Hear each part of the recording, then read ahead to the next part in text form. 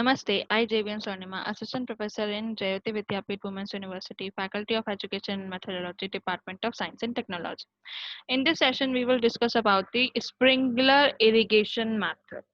As we discussed in the previous session, there are some kinds of irrigation method: the surface, sprinkler, subsurface, and drip irrigation. So, in this session, we will discuss about this sprinkler irrigation method. Sprinkler irrigation method consists of applying the water in the form of spray through a network of pipes and pumps.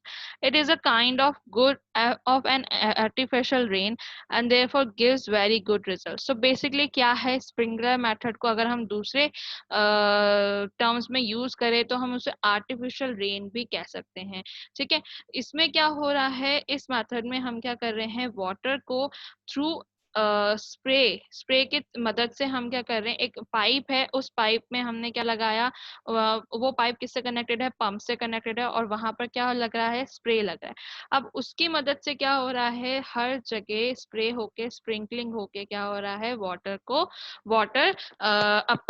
Water की supply करी जा रही है। ठीक है, अब यहाँ पे अगर मैं इसको नाम दूं तो मैं इसको क्या कह सकती हूँ, इसको आर्टिफिशियल रेन भी कह सकती हूँ, और इससे जो रिजल्ट्स आते हैं वो बहुत ही इसके अच्छे रिजल्ट्स होते हैं। ठीक है, ये जो मेथड है वो बहुत यूजफुल है, किधर किधर यूजफुल है, जहां पर की जो मेरी सरफेस है, जो जहां पर कि मेरे सरफेस मेथड को अप्लाई नहीं किया जा सकता, वो लैंड जहां पर मेरी सरफेस मेथड जो मैंने पढ़े थे, यानी कौन कौन से, फ्लडिंग, फ्लोइंग, काउंटरिंग, इनको मैं क्या नहीं कर सकती, अप्लाई नहीं कर सकती, वहां पर मैं क्या करती हूँ, अपना स्प्रिंकलर इरिगेशन मेथड को यूज करती हूँ। जहां पे स्लोप बहुत ज्यादा एक्सेसिव में है वहां पर भी ये यूज होता है, जहां पे टोपोग्राफी इरेगुलर है वहां भी हम इसको यूज करते हैं, और स्पेशली जहां पे सॉइल क्या है, इरोजिव है, जहाँ की सॉइल क्या होगी, अगर फ्लडिंग हो जाएगी या फ्लोइंग होगा या काउंटर होगा, फार्मिंग होगी, तो वहां पर क्या होगा, उसकी अगर हमने वो किया तो उससे जो सॉइल है वहां की, वो वहां पे इरोजन हो जाएगा। तो उसको रोकने के लिए वहां पर कौन सा मेथड यूज करते हैं, स्प्रिंकलर इरिगेशन मेथड को हम यूज करते हैं। ठीक है, सॉइल जहां पर एक्सेसिवली परमिएबल है वहां पर भी हम क्या यूज करते हैं, स्प्रिंकलर इरिगेशन को यूज करते हैं, क्योंकि सॉइल कैसी है, परमिएबल है, एक्सेस में परमिएबल है। अगर मैंने वहां पर फ्लडिंग या फिर फ्लोइंग या फिर काउंटर मेथड यूज किया तो उससे क्या होगा, जो सॉइल है वो क्योंकि क्या है, बहुत ज्यादा परमिएबल है, तो वो क्या करेगी, पानी को एकदम से अब्सॉर्ब कर लेगी, और वहां पर क्या हो जाएगा, वाटर टेबल बहुत ज्यादा हाई होने की वजह से जो क्रॉप्स हमने लगाई वो क्या हो जाएंगी, सारी की सारी खराब हो जाएंगी, डैमेज हो जाएंगी। ठीक है, ये क्या है, एक कॉस्टली प्रोसेस है ऑब्वियसली, क्योंकि हमको क्या करना है, पाइप्स अरेंज करने पड़ेंगे, पंप्स अरेंज करने पड़ेंगे, फिर उसके बाद स्प्रेज अरेंज करने पड़ेंगे। तो ये पूरा प्रोसेस बनाने के लिए, और हर एक थोड़ी थोड़ी दूरी पे हमको ये सेटअप करना पड़ेगा। ठीक है, तो उस वो ये क्या करता है, ये जो सेटअप है, इसके ये हमारी जो इरिगेशन प्रोसेस है इसको कॉस्टली बना देता है। स्प्रिंकलर सिस्टम को हमने फर्दर 3 हेड्स में डिवाइड किया, first is permanent, second is semi permanent, and third is portable system. ठीक है, तो अगर मैं परमानेंट सिस्टम की बात करूँ तो जो पाइप्स हैं वो क्या होते हैं, परमानेंटली ब्यूरिड कर दिया जाता है उस सरफेस पे जहां पर कि मुझे क्या करनी है, ये इरिगेशन करना है, वहां पर मैं क्या करूंगी, इसको वहीं पर ही ब्यूरिड कर दूंगी, और ना तो उसमें कोई इंटरफेयर होगा फार्मिंग ऑपरेशन का, ना ही कुछ होगा। अब जब तक वहां पे स्प्रिंकलिंग इरिगेशन होना है तो ये उसी की मदद से किया जाएगा। Next is semi permanent system. यहाँ पे क्या होता है, मेन लाइंस को ब्यूरिड किया जाता है ग्राउंड में, जबकि जो लेटरल्स हैं उन वो क्या होते हैं, पोर्टेबल होते हैं, कभी उनको लगा दिया जाता है, कभी वो हटा भी सकते हैं उनको जब हमको उनकी नीड्स नहीं होती हैं। Next is portable system.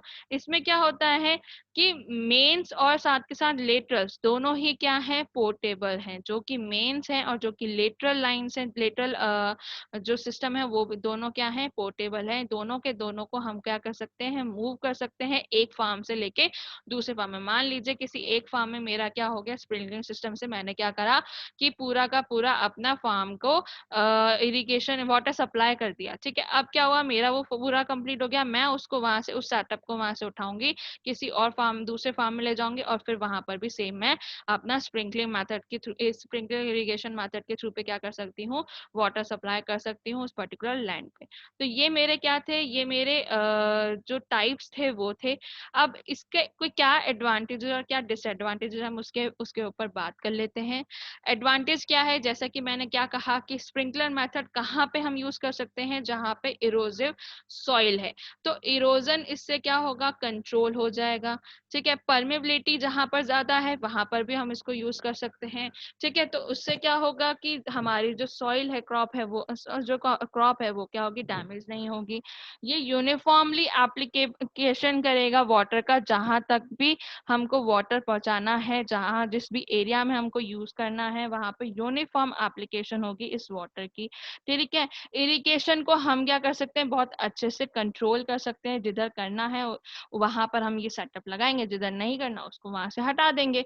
ठीक है, दोनों, क्योंकि हमारे पास 3 टाइप्स के सिस्टम्स हैं इसमें।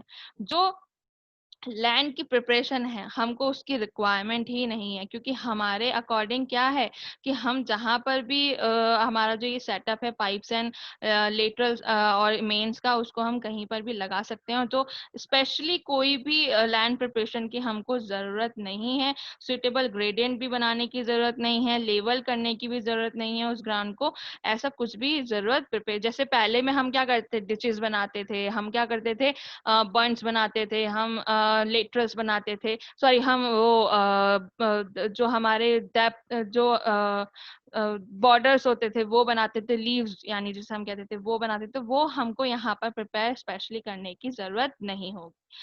जहां पर more land will be available for cropping as borders and ditches are not required।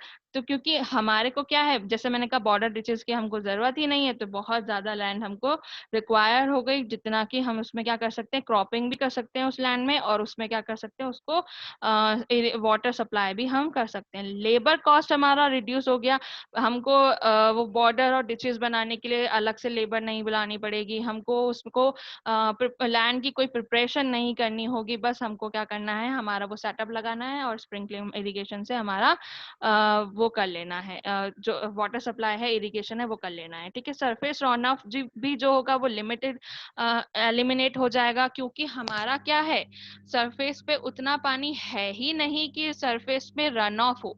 ठीक है, हम क्या कर रहे हैं, हमारा जो इरिगेशन हो रहा है वो एज अ आर्टिफिशियल रेनफॉल हो रहा है। ठीक है, तो जितना हमको नीड है हमने उसको उतना किया, और जहां पे हमारी नीड रिक्वायरमेंट खत्म हो गई उस दिन की या फिर उस पर्टिकुलर क्रॉप की, पूरे टाइम की, तो हमने उसको वहां पर स्टॉप कर दिया। तो हमारे लिए वहां पर सरफेस रन ऑफ जो होता, जो कि नॉर्मली जो सरफेस में हुआ था फ्लडिंग में, फ्लोइंग में या काउंटिंग में, वो क्या हो गया, वो पार्ट हमारा क्या हो गया, एलिमिनेट हो गया।